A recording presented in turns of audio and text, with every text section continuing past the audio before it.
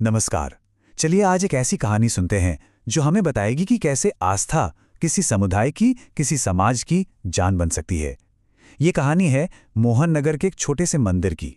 सृष्टि माता मंदिर, जो सिर्फ एक पूजा की जगह नहीं बल्कि पूरे शहर की धड़कन है।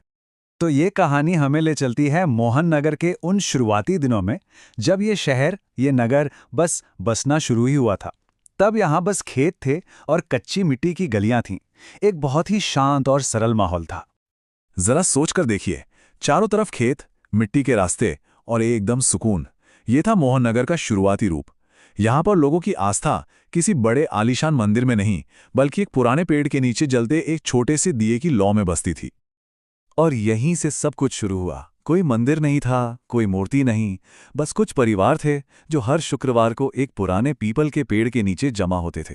वो वहां एक दिया जलाते और अपने मन की हर बात, अपनी सारी परेशानियां और उम्मीदें उस दिव्य मां से कह देते थे। भक्ति का ये कितना सादा और सच्चा रूप था, है ना? और फिर, जैसा कि ऐसी कहानियों में अक्सर होता है, एक रात कुछ ऐसा हुआ जिसने सब कुछ बदल दिया। एक दिव्य सपने ने इस छोटी सी परंपरा को एक बहुत बड़ा मकसद दे दिया। ये संदेश बिल्कुल साफ था।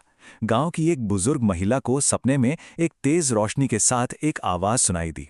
उस आवाज ने कहा कि वो सृष्टि है, इस नगर की रक्षा करने वाली मां। और उन्होंने एक सीधा सा आदेश दिया। ये कोई मामूली सपना नहीं था, ये तो एक तरह का बुलावा था, एक संकेत था। और बस उस एक सपने ने सब कुछ बदल कर रख दिया। जो बात सपने में कानाफूसी की तरह आई थी, वो अब पूरे समुदाय की आस्था की नींव बनने वाली थी। तो ये सफर देखिए कितना दिलचस्प है। सबसे पहले पीपल के पेड़ के नीचे पूजा होती थी। फिर वो दिव्य सपना आया और उसने एक संदेश दिया।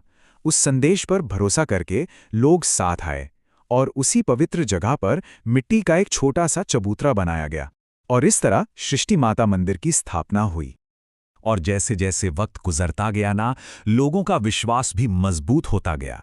कहानियां फैलने लगी।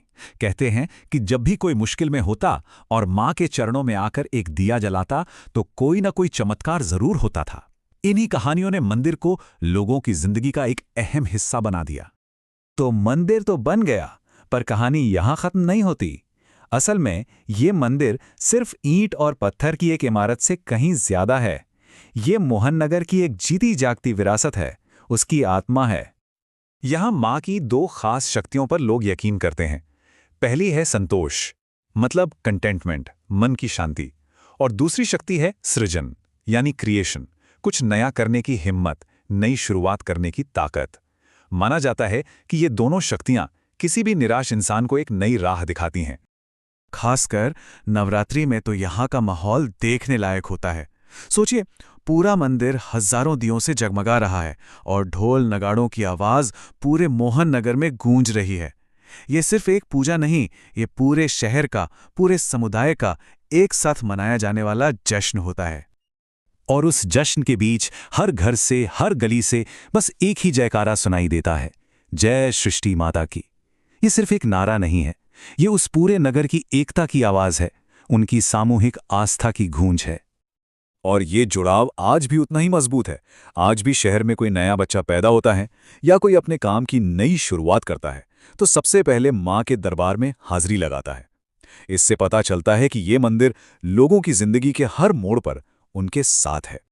तो कुल मिलाकर बात यह है कि ये मंदिर अब सिर्फ एक पूजा की जगह नहीं रहा, ये मोहन नगर की आत्मा बन चुका है। एक ऐसी जगह जहां लोगों का विश्वास, उनकी भक्ति और उनकी एकता सब एक साथ धड़कते हैं।